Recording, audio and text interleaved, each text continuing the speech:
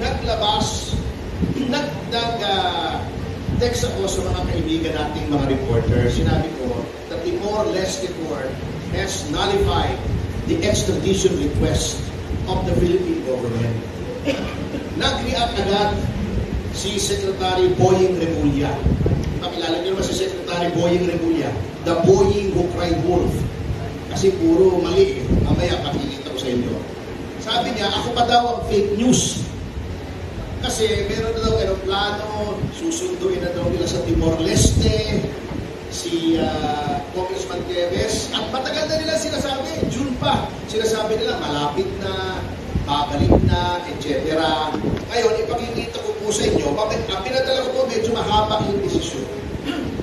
Pero ito po yung dispositive portion na very clear na nakalagay, contrary to what the DOJ is saying, ay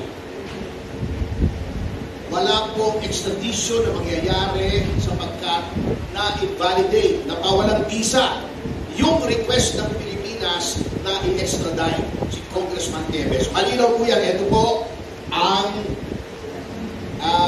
kopya at ito ay verified at ng mga abogado namin sa Timor-Leste.